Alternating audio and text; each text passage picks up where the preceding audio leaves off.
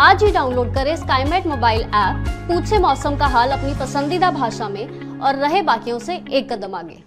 नमस्ते दोस्तों, स्काईमेट वेदर में आप सभी का स्वागत है। मेरा नाम महेश पलावत है। ये 25 अक्टूबर का वीडियो है और इसमें हम बात करेंगे जो समुद्री तूफान बनने वाला है बंगाल की खाड़ी में और एक डिप्रेशन बनने वाला है जो अरब सागर में बनेगा। इन दोनों का किन राज्यों पर असर होगा और भारत के भूभाग पर क्या इसका इम्पैक्ट होगा और वेस्टर्न डिस्टर्बेंस जो पहाड़ों पर आने वाला है काफी दिनों के बाद, उसका क्या असर होने वाला है।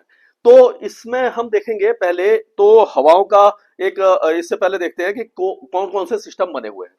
तो एक डिप्रेशन बना हुआ है जो इस जगह पर बंगाल की खाड़ी में बना हुआ है और दूसरा डिप्रेशन अरब सागर में बना हुआ है। अब इन दोनों का अलग अलग रूट होगा, अलग अलग मतलब ट्रैक होगा, रास्ता होगा कि ये किस तरफ जाएंगे। अगर ये जो हमने स्काईमेट में बनाया है ये बंगाल की खाड़ी का, ये देखिए भारत का नक्शा है, आंध्र प्रदेश वगैरह ये है और इसका जो रूट है वो आप देखिए इस तरह से ये आगे की तरफ जाएगा। 27 तारीख को यहाँ पहुंचेगा और जो अंदाजा लग रहा है वो ये लग रहा है कि आंध्र प्रदेश के तट को ये 28 तारीख की शाम को पार कर सकता है। तो काफी तेजी से आगे बढ़ रहा है और ये सीवियर साइक्लोन स्टॉर्म बन सकता है, यानी कि साइक्लोनिक स्टॉर्म के बाद सीवियर साइक्लोन भी बन सकता है। इसका नाम मोंथा होगा। और अगर इसको वैसे देखें जो अरब सागर वाला सिस्टम है तो उसको देखिए वो इस तरह से जा रहा है, यानी कि पहले तो ये मतलब इसका रूट थोड़ा सा अजीबोगरीब था। अब ये पूरा नॉर्थ की तरफ जा रहा था, ऐसा लग रहा था कि ये गुजरात और मुंबई के आसपास पहुंचेगा और वहां पर ये तबाही मचाएगा। लेकिन ये थोड़ा सा अब ये इसका ट्रैक जो है वो उत्तर पश्चिम दिशा में बढ़ रहा है और ये भारत से दूर होता हुआ दिखाई दे रहा है। अगर इसको देखा जाए जो मौसम विभाग की वेबसाइट है उस पे जो साइक्लोन है उसको देखिए आप, ये 27 तारीख तक हमने बनाया था। 28 तारीख की अपना सुबह या दोपहर के आसपास 11-12 बजे के आसपास सीवियर साइक्लोन बन जाएगा और 28 तारीख की रात के समय ये दस्तक दे सकता है मछलीपट्टनम और जो कृष्णा है इसके बीच में, ये काकीनाडा के आसपास ये दस्तक दे सकता है और उस समय हवाओं की रफ्तार 100 से 110 किलोमीटर प्रति घंटा की हो सकती है। तो अभी यानी कि 2 दिन के अंदर ये 27 तारीख से ही जो हवाओं की गति है वो आपका आंध्र प्रदेश और तमिलनाडु के तट पर बढ़ जाएगी। और कुछ मॉडल दिखा रहे हैं, अलग अलग मॉडल हैं इसमें जो ये तमिलनाडु की तरफ इसको लेकर के जा रहे हैं। तो अब देखते हैं कि किस तरह का मौसम मतलब किस तरह का इसका इम्पैक्ट रहने वाला है। अगर हम इसको देखें जो हवाओं की स्थिति इस समय देखें तो आप देखिए ये जो आपको दिखाई दे रहा होगा ये डिप्रेशन है, यहाँ पर बना हुआ है। ये जो डिप्रेशन है ये इस जगह पर बना हुआ है और ये मतलब एक तरह से आप ये डिप्रेशन इधर हो गया और दूसरा डिप्रेशन ये अरब सागर पे है। तो इसका जो रूट है वो तो इस तरफ से जा रहा है, यानी कि दूर चला जाएगा। लेकिन ये इस तरह से लगातार ये आगे बढ़ता रहेगा और ये इस तरह से हो सकता है कि ये आंध्र प्रदेश के तट को 28 तारीख की रात को ये दस्तक दे दे और यहां पर ये पहुंच जाए। लेकिन कुछ मॉडल इस तरह इसको दिखा रहे हैं कि वो इस तरह से जा सकता है, यानी चेन्नई के आसपास भी पहुंच सकता है। अब ये मेरे ख्याल से 26 तारीख की शाम तक काफी हद तक इसकी जो ट्रैक है वो सुनिश्चित हो जाएगी कि ये किस तरफ से जा सकता है। तो अब ये आगे चलते हैं तो अब देखते हैं कि जो बारिश है उसका क्या हाल रहने वाला है। तो ये जो डिप्रेशन आप देख रहे हैं जो अरब सागर में देख रहे हैं, इससे देखिए इसको मैं दिखाता हूं कि इसके कारण क्या हो रहा है कि जो हवाएं हैं वो कहां पर चल रही है।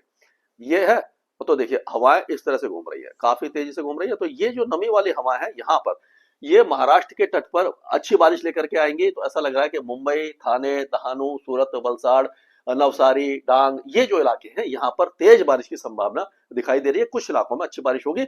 दक्षिणी गुजरात में भी इसका असर दिखाई देगा हल्की बारिश के रूप में।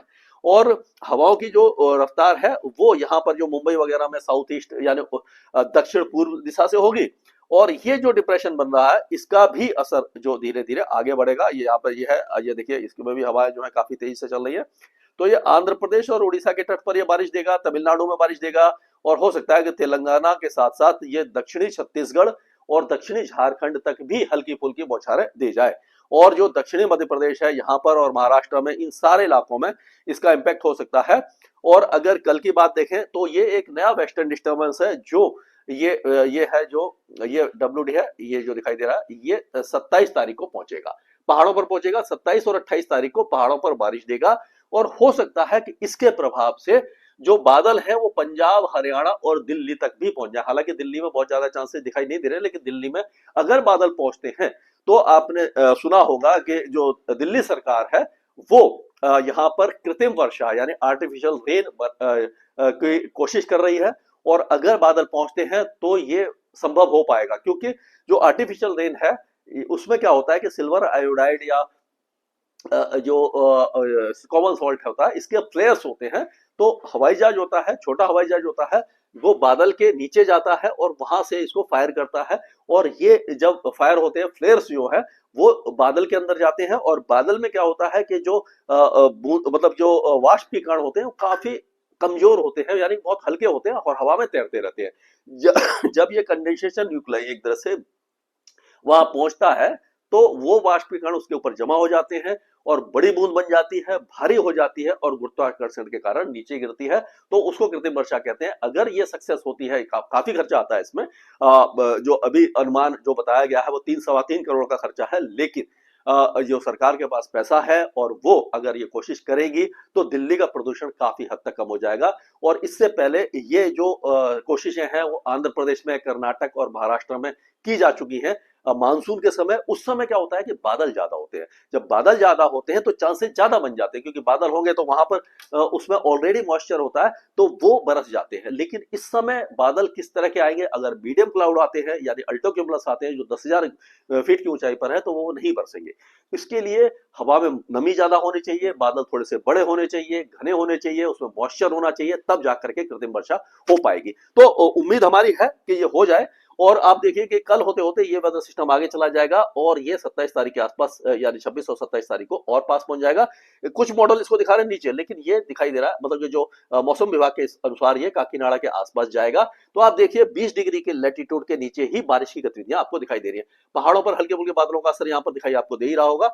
ये गंगे पश्चिम बंगाल में बहुत हल्की बारिश हो सकती है, उड़ीसा के कई जिलों में बारिश हो सकती है, झारखंड के बहुत जो दक्षिणी इलाके हैं, चाईबासा, जमशेदपुर, यहाँ पर बहुत हल्की बारिश हो सकती है।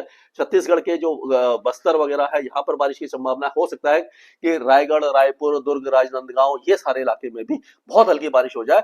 विदर्भ के कुछ इलाकों के साथ साथ दक्षिणी मध्य प्रदेश में हो सकता है कि नरसिंहपुर, छिंदवाड़ा, बैतूल, होशंगाबाद, हरदा, ये जो इलाके यहाँ पर हल्की बारिश हो जाए। और गुजरात के भी कई इलाकों में बारिश की संभावना हमें दिखाई दे रही है, खास करके जो अहमदाबाद और बड़ौदा उसके नीचे की तरफ। और हो सकता है कि देवभूमि द्वारका से लेकर के गिर सोमनाथ और जूनागढ़, पोरबंदर, ये सारे इलाके, अमरेली वगैरह, राजकोट वगैरह तक बारिश की संभावना दिखाई दे रही है, लेकिन बहुत ज्यादा भारी बारिश की संभावना नहीं है। हम इन दोनों वेदर सिस्टम के ऊपर नजर रखे रहेंगे और लगातार आपको इसका अपडेट देते रहेंगे। स्काईमेट वेदर में अभी के लिए इतना ही।